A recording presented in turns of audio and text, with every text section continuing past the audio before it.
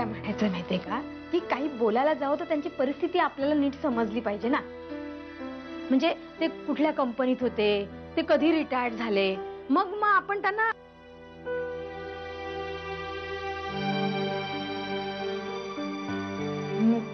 तू बोलशील ना अंजलीशी?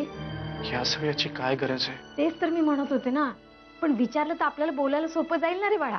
हा, मुलाकडचे म्हणून त्यांच्या आईला असं वाटतंय की तुमचं लग्न खूप थाटामाटानं, म्हणजे खूप खर्च वगैरे करून व्हावं, म्हणजे असं त्यांना काहीतरी असं वाटतंय. पण बाबा आपण ए, तू अजिबात काळजी करायची नाही. मुळात तू कसली काळजीच करायची नाही. बाबा आहे ना. तुमच्या आईने माझ्या आई बाबांकडे थाटामाटात लग्न करून द्यायची आणि तुमच्या श्रीमंतीला शोभेल असं लग्न करून द्यायची मागणी केली. श्रीकांत, आता कुठलेही वाद वाढवू नका. श्रीकांत. आई, आई, अंजलीच्या आई बाबांकडे तू थाटामाटाने लग्न करून त्याची मागणी केलीस.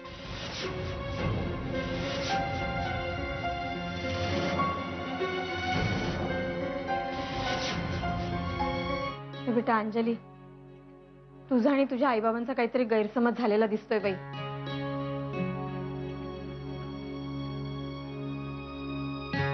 अगं, मला तुमच्या घरची परिस्थिती ठाऊक नाही ना, म्हणून मी लग्नाच्या खर्चाची बोलणी करायची सुद्धा टाळलं.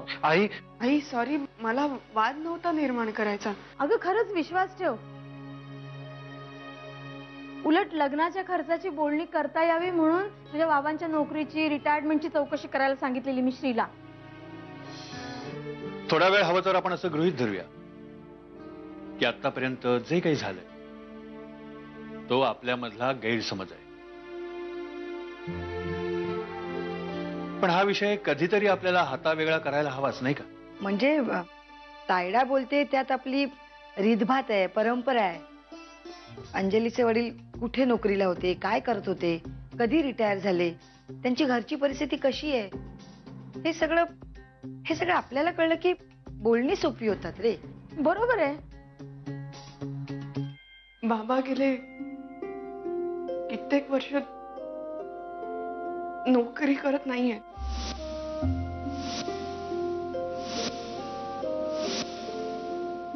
पण याला जबाबदार मीच आहे.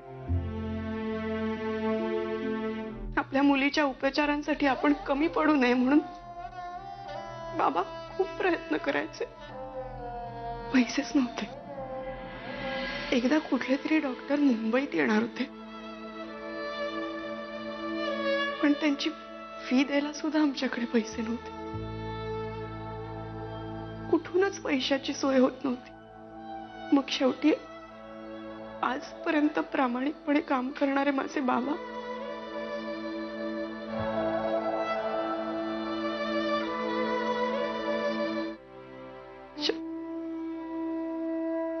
शनिवार होता.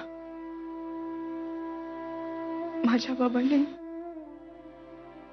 माझ्यासाठी ऑफिस मधले काही पैसे काढले आणि सोमवारी परत करेन असा सुद्धा विचार केला.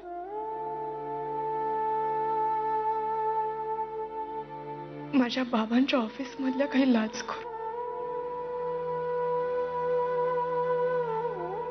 लाचखोर माणसांनी या गोष्टीचा इश्यू केला आणि बाबांची नोकरी गेली.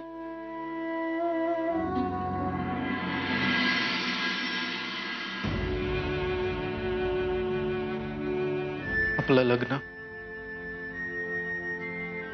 कुठल्याही थाटामाटात न करता रजिस्टर पद्धतीनं करायचं.